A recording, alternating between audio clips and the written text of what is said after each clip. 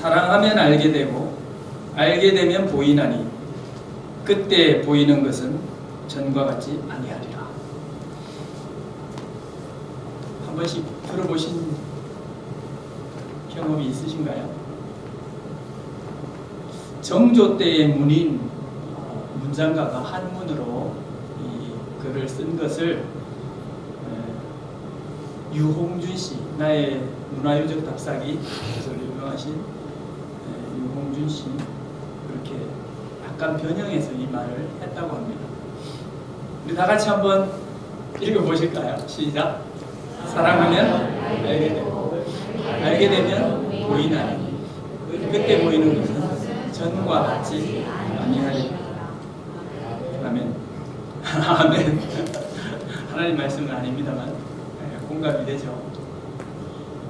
누가 했던 말이든 누가 변형을 했건 그것은 중요한 것이 아니고 이 의미를 한번 잘 생각해 보면 사랑하게 되면 알게 된다는 말, 또 알게 되면 사랑하게 된다, 이 역으로도 가능한 것 같습니다. 사랑하면 알게 되고 알게 되면 보이는데 그때 보이는 것은 이전에 보이던 것과 차원이 다르다. 자꾸 이렇게 곱씹어 보면 매우 공감이 가고 또 그럴듯합니다. 우리 성도님들은 누구를 깊이 사랑해 보신 적 있으시죠? 그 사랑하게 될 때 그 사랑하는 사람의 약점까지, 결함까지도 사랑하게 됩니다. 사랑하면.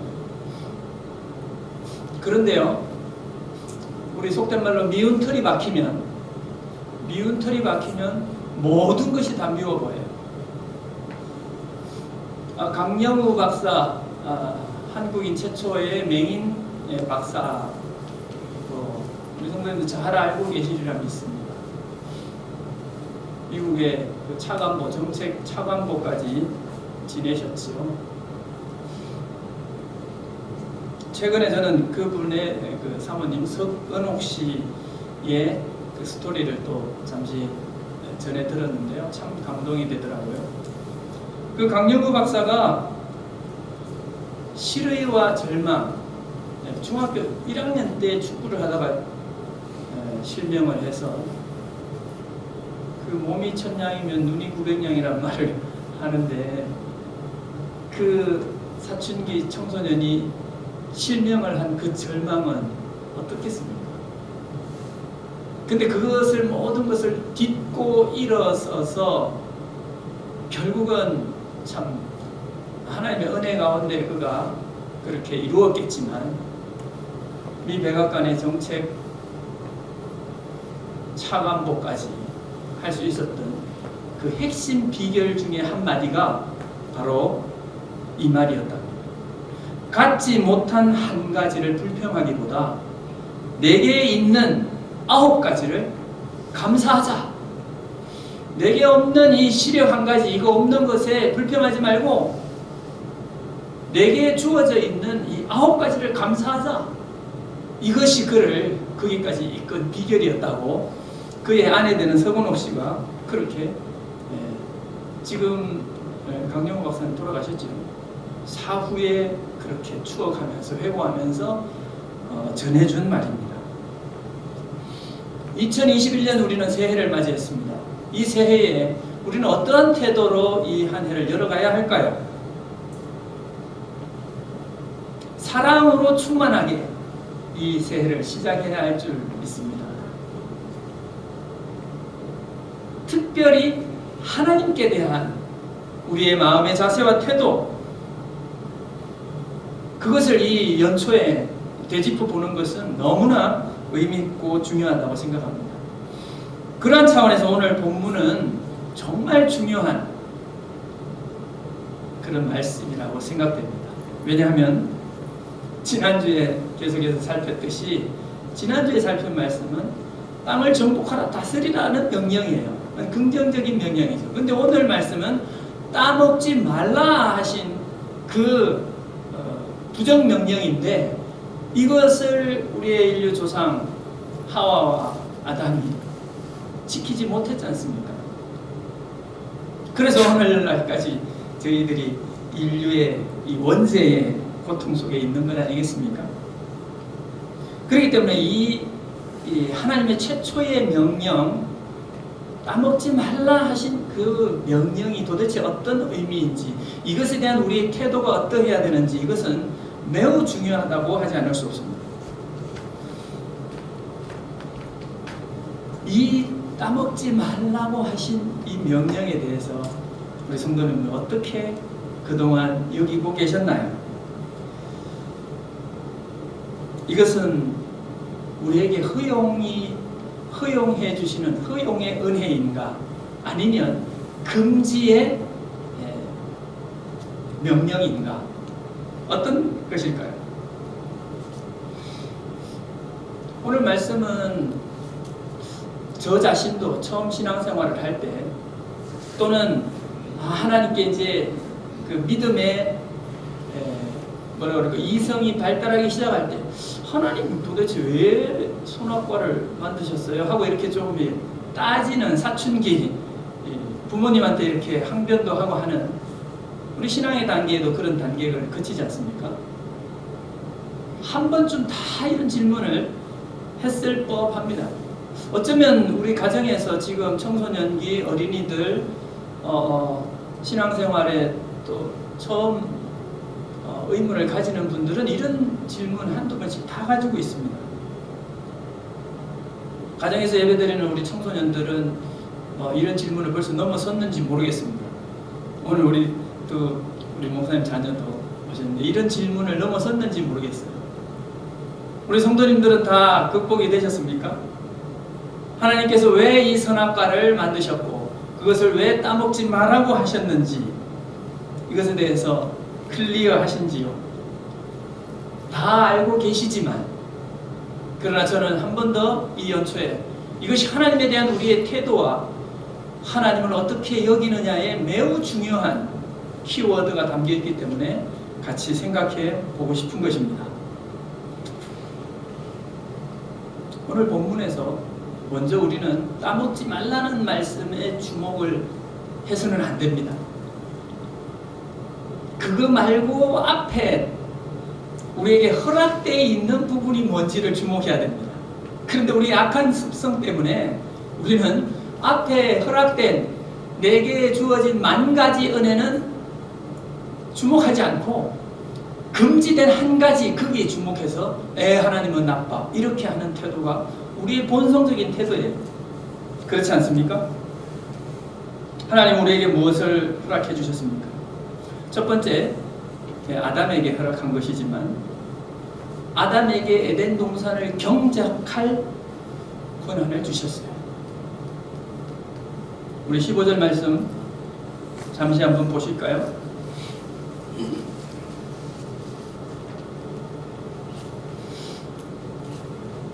여호와 하나님이 그 사람을 이끌어 에덴 동산을 두어 그것을 경작하며 지키게 하시고, 우리 별무리에 계시는 우리 성도님들은 경작의 기쁨이 얼마나 큰지 많이 느끼고 계실 줄 믿습니다.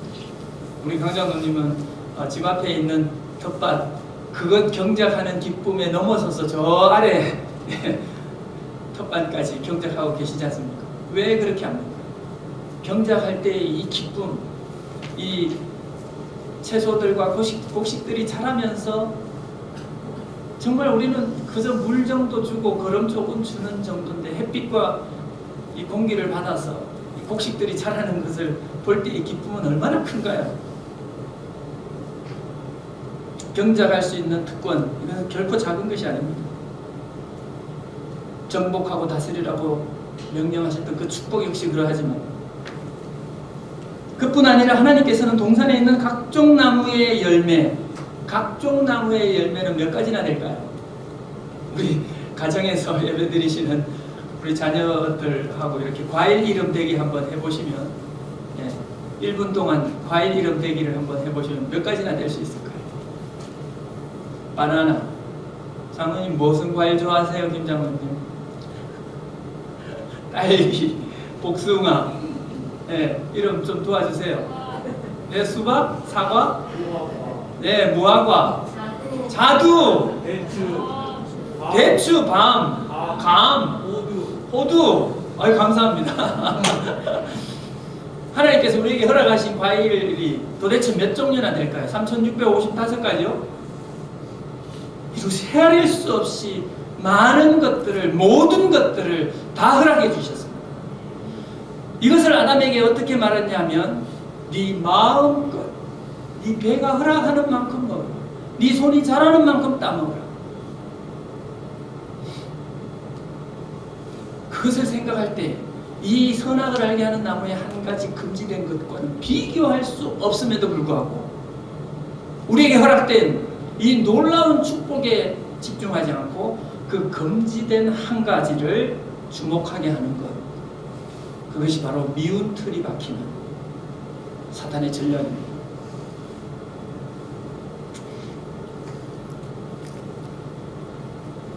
먹는 날에는 반드시 죽으리라.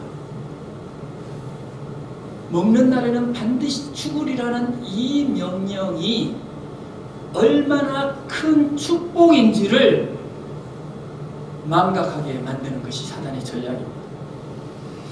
이 금지 명령에 담긴 하나님의 엄청난 사랑, 그것을 우리는 의심하도록 만듭니다. 분명히 하나님은 선하지 못한 동기가 여기 있을 거야. 이렇게 우리의 악함에 바탕을 둬서 자꾸 쏘삭거리는 것이 사단의 전략이죠. 거기에 넘어가서는 하나님의 그 큰 은혜를 우리가 다 맛볼 수가 없습니다. 사랑하면 알게 되는데, 하나님을 사랑하는 마음이 충만하면 그것이 왜 금지되어 있는지, 그것이 얼마나 큰 사랑인지를 알게 되는데, 그것이 아니라 자신의 악함이 결국 하나님도 악한 것으로 만들어 버리는 것이죠. 하나님께서 이것을 왜 금지하셨는지, 거기에 담긴 깊은 의미들을 공부하려면 아마 신대원 3년 정도 공부하면 다 해결될지 모르겠습니다. 저는 신대원 3년 공부했지만 아직 해결되지는 않습니다. 그래도 왜 하나님께서 이 선악을 알게 하는 나무를 주셨고 그것을 금지했는지 한 3가지 정도로 많은 신학자들이 이미 해놓은 것들을 정리해보면 이렇습니다. 첫 번째는 하나님께서 선악을 알게 하는 나무를 거기 동산 중앙에 세워놓으신 이유는 창조물과 피조물의 구분과 경계를 분명히 하기 위한 목적이었습니다. 하나님은 창조세계를 만드시고 그 모든 것을 다스리고 정복할 특권을 인간에게 주시면서 단 한 가지 반드시 기억해야만 하는 것은 이것을 창조하여 권한을 위임한 절대자 하나님을 경외하고 기억하라는 것이었습니다. 그것은 표식으로 주신 거예요. 따먹으라고 만들어진 것이 아니라 이것을 보면서 하나님을 경외하는 도구로 보아야 하는 용도로 만들어주신 것이라는 거죠. 창조주 하나님을 기억하고 바라볼 수 있도록 만들어주신 용도입니다. 이것을 보면서 아, 그래 맞아. 이 선악을 알게 하는 나무 이거를 주신 목적이 나는 피조물이라는 사실을 잊지 말아라고. 그래, 나를 창조하신 그분을 잊으면 안 되지. 그분을 잊어버리는 것은 나 자신의 근본을 망각하는 거야. 이렇게 기억하면서 하나님께 감사와 찬양을 돌릴 수 있는 그 도구로 수단으로 주신 것인데 우리는 그것을 놓쳐버린 것이죠. 아담이 하와가 먼저 그랬을까요? 두 번째는 이것이 순종을 했을 때 주어지는 은혜가 얼마나 놀라운 것가를 예표로 보여주시기 위한 하나님의 뜻이었습니다. 하나님께서 부여해 주신 많은 특권에 대해 감사하면서 순종의 도리를 날마다 지킬 수 있도록 주신 표시입니다. 하나님께서 하시는 일에 대한 찬양과 경배뿐 아니라 날마다 하나님의 은혜에 감사하면서 하나님의 말씀하시는 모든 것에 기뻐하는 태도, 즉 순종하는 태도를 가지는 것이 바로 하나님의 사랑 안에 거하는 방법이라는 것이죠. 그것을 인식하고 늘 묵상하고 즐거워하는 것, 그것이 순종의 태도 아니겠습니까? 선악을 알게 하는 나무의 열매를 먹을 경우 반드시 죽게 되지만 그것을 먹지 않고 순종할 때 하나님께서 예비하신 영원히 행복하고 평안한, 감사한, 날마다 복되고 아름다운 삶을 살 수 있는 그 길이 열려있다는 그 사실을 순종을 통해서 경험할 수 있도록 하나님께서는 길을 열어주셨는데 우리의 불순종 타락이 그렇게 우리를 멸망의 길로 이끌어가게 된 것이죠. 세 번째, 이것은 조금 난해할 수 있습니다. 그것은 바로 선악을 알게 하는 나무의 열매를 먹지 말라고 한 하나님의 뜻은 선과 악을 구분하는 일은 사람에게 허용된 것이 아니라 그것은 하나님의 일이기 때문이다 라는 의미를 담고 있습니다. 선과 악을 분별하고 나누는 일, 판단하는 일, 그것은 얼마나 고통스러운 일인지 실제 해본 사람은 알 수 있습니다. 학교 폭력이 일어나잖아요. 피해자, 가해자 서로 다투잖아요. 이것을 중재하고, 저는 최근에 경험했지요. 중재하고 서로 화해하고 화합하려고 하는데 그게 잘 안 돼요. 왜? 얘가 이렇게 해서 잘못했고 저렇게 해서 잘못했는데 피해자도 가해자도 합의가 잘 안 돼요. 선악을 분별하기 위해서 비교와 판단, 시기와 싸움이 있을 수밖에 없습니다. 어떤 영역에서 그것이 선이 되고 어떤 영역에서 그것이 악이 되는지, 이것이 인간의 자유 영역 가운데 판단한다는 것은 너무나 피곤한 일이 아닐 수 없습니다. 전도서 1장 8절, 모든 만물이 피곤하다는 것을 사람이 말로 다 말할 수 없다. 눈이 보아도 족함이 없고 귀는 들어도 가득 차지 않다. 무엇이 선이고 무엇이 악인지 판단하는 이 일은 얼마나 번패스러운 일입니다. 공의와 사랑 자체로 충만하신 하나님만이 선과 악을 구분하고 심판할 수 있는 권한이 있다는 것입니다. 이것을 제가 비유로 한번 설명해 보려고 시도를 해봤습니다만 그렇게 쉽지는 않습니다. 그래도 약간의 시사점을 발견할 수 있기 때문에 한번 비유를 들어보겠습니다. 우리 학교에서 수고하시는 선생님들 정말 1년 참 수고 많이 하셨지요. 특히 코로나 상황에서 너무나 많은 수고를 하셨습니다. 이제 2021년 어떻게 될지 알 수 없지만 일단 코로나 상황이 좋아진다고 가정하고 우리는 새 학기를 준비할 때 우리 선생님들 어떻게 하십니까? 제자를 사랑하고 그 사명에 불타는 선생님들, 한 영혼 한 영혼을 내가 섬기기 위해 최선을 다해야지, 이렇게 각오하고 결심하고 새 학기를 출발하시는 선생님들 어떻게 하십니까? 먼저 교실 학년 배정을 받으시면 가서 교실 깨끗이 청소부터 합니다. 먼지 털고 청소기로 돌리고 썰고 닦고 묵은 때를 다 치웁니다. 아이들의 명부를 받은 그 명단을 보면서 기도하는 마음으로 이 아이들 한 명 한 명의 명단을 들여다보면서 이름표를 만들고 색종이로 붙이고 환경을 구성하고 이 아이들을 위해서 하나하나 준비합니다. 이 중에 어떤 아이는 상처를 많이 받았을 텐데 내가 어떻게 얘들을 사랑해 줄까? 책상을 닦으면서 책상에 이름표를 붙여주면서 교실을 아름답게 꾸미지. 작년에는 내가 좀 실패했지만 올해는 이 아이들만큼은 내가 하나님의 사랑으로 더 품고 더 사랑해 주리라 기도하면서, 그리고 3월 보통 3월 2일이죠. 첫 등교일 아이들과 첫 대면을 합니다. 그리고 이렇게 말하죠. 여러분, 선생님은 여러분을 사랑할 마음의 준비를 단단히 했습니다. 처음부터 아이들에게 깜보이면 안 되기 때문에 좀 과묵하게 하시는 분도 있겠지만 그렇게 선포하십시오. 선생님은 여러분을 사랑할 준비가 되어 있습니다. 여러분을 최선을 다해서 돕겠습니다. 여러분과 함께 멋진 1년을 살고 싶습니다. 그리고 단 한 가지 선생님이 여러분과 약속을 하고 싶습니다. 우리 반에서는 누구도 무시당하면서 살지 않으면 좋겠습니다. 그래서 우리 서로 욕하지 않도록 약속을 하면 어떨까요? 그럴 때 하나이가 에이 싫어요. 나는 욕해야 돼요.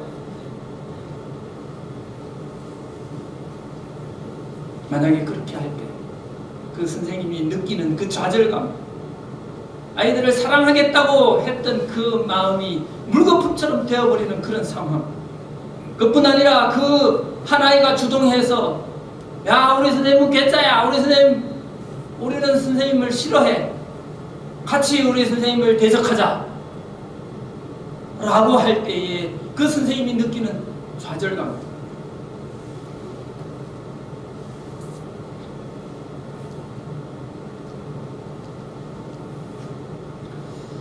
우리 별무리 센터를 한번 비유 들어볼까요? 제가 자주 이 비유를 들어서 좀 식상해 하시지 않을지 모르겠습니다. 우리 선교의 오랜 꿈, 우리 오늘 박현수 장로님 글을, 믿음의 글을 보면서 더 우리 다시 그 시절을 회상하지 않습니까? 우리의 뜻과 정성을 모아 정말 개미떼들의 그 헌신과 사랑과 우리 어린 꼬마들도 저금통을 틀어서 헌금한 그러한 정성과 사랑으로 이 센터가 준공이 되었어요. 너무나 감격스럽고 감사해서 이 센터 한 모퉁이라도 하나님께 감사하고 하나님의 은혜를 기념하기 위해서 작은 기념패를 동산 중앙에 잘 보이는 곳에 하나님이 세워둔 것처럼 우리를 사랑해 주신 하나님 그 은혜의 사랑에 보답하기 위해서 소중한 사랑과 헌신을 했던 사람들의 이름을 잘 새겼어요. 그래서 현관 입구에 이런 것을 걸어두었습니다. 우리의 자랑이 아니라 우리의 겸손함을 담아서 하나님께서 베푸셨던 은혜를 보존하고 하나님 앞에 순수하게 순종했던 그 어린 고사리 손들의 헌신과 사랑부터 모든 선생님들의 그런 사랑과 정성을 담아서 그렇게 현판을 예쁘게 만들어서 우리 붙여놨다고 합시다. 사실 붙여놨죠? 그런데 누군가 이 별무리 정신을 잘 이해하지 못하는 어떤 분이, 아니면 또는 대적하고 싶은 분이 시뻘건 락카로 그것을 함부로 훼손하고 칠하고, 아니면 그것을 망치로 깨어 버렸다고 했을 때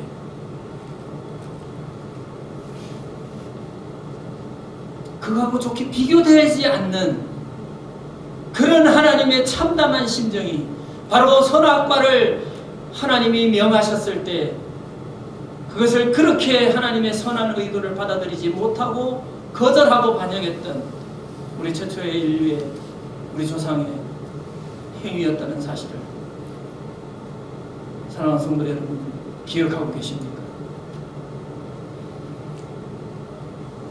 우리는 그렇게 또 따져 물을 것입니다. 아니야, 그 선악과 나무 말고 다른 것으로 하나님이 했다면 우리는 순종했을걸? 전혀 그렇지 않습니다.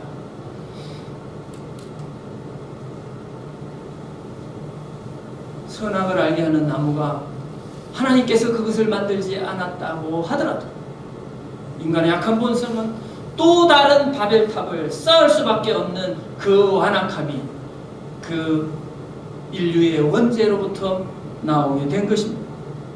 사랑하는 성도 여러분, 선악을 알게 하는 나무의 존재, 우리는 이것을 어떻게 받아들여야 할까요?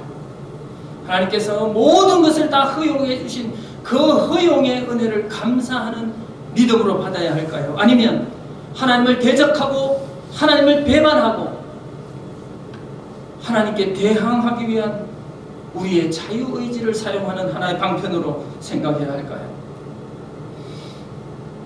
이것도 감사하고 저것도 은혜가 되는 것이 바로 하나님을 향한 순수한 사랑, 열정, 헌신입니다. 선악을 알게 하는 나무에 그 열매를 주신 하나님께 감사할 수 있는 사람만이 하나님의 동산을 경작할 자격이 있는 것이죠. 그 사람이 하나님께서 명령하신 땅을 정복하고 다스리라 하신 그 권한을 부여받아 하나님의 착하고 충성된 종으로 칭찬받는 사람이 되는 것입니다. 우리가 잘 아는 누가복음 19장 17절 말씀, 주인이 이르되 잘하였도다 착한 종이여 네가 지극히 작은 것에 충성하였으니 10고을 권세를 차지하라. 하나님께서 선악을 알게 하는 나무를 주신 것을 감사하는 그런 동일한 태도로 우리는 오늘 어떻게 살아야 할까요? 우리 각자에게 주어진 십자가, 삶의 고단한 가시가 있을지라도 그것은 하나님께서 나를 사랑하시고 나를 더 성숙시키시기 위한 그런 도구일 뿐이다라고 감사함으로 하나님께 나아간다면 하나님께서는 반드시 우리에게 그 하나님의 나라를 기경하고 경작하고 그 10고을 다스릴 권세를 주실 것이라고 확신합니다. 사랑하는 성도 여러분, 우리 앞에 놓여있는 2021년 우리는 어떻게 승리하며 걸어가야 할까요? 여전히 진행형인 코로나 상황은 이 나라뿐 아니라 세계 열방까지 영향을 미치고 수많은 사람에게 공포와 위협으로 삶의 고난으로 다가오고 있습니다. 그러나 이럴 때일수록 하나님의 백성이 더욱 깨어서 하나님의 음성에 귀 기울이고 하나님의 뜻을 잠잠히 바라보면서 초심을 잃지 않는 것, 그것이 우리의 본분이 아니겠습니까? 입양된 지 10개월, 학대로 숨진 16개월 전입니다. 이 양부모에 대한 사회적 공분이 있는 가운데 그들이 교회 사역자의 자녀들이었다는 사실은 우리로 하여금 더욱 절망적이게 합니다. 그러나 인간의 본성이 선악을 알게 하는 나무에 대해서 하나님을 향하여 반감을 가졌던 태초의 하와와 아담처럼 그 후예로서 어쩔 수 없는 원죄의 굴레 속에 우리도 악해질 수밖에 없다는 그 사실을 기억할 때 우리도 장담할 수 없습니다. 그러므로 우리도 항상 우리 마음속에 선악을 알게 하는 한 나무를 굳게 세워서 하나님께 순종의 걸음을 날마다 걷지 않으면 모두 실패할 수밖에 없는 것이죠. 지금 신약 이 성령 시대의 선악을 알게 하는 나무는 무엇일까요? 그것은 바로 십자가입니다. 우리의 모든 의지가 꺾여야 하는 곳, 우리의 모든 이유와 항변이 소멸되어야 하는 것. 왜 하나님은 내게 아직 이러한 은혜를 부어주시지 않는 걸까? 이렇게 항변할 수 없는 곳 십자가.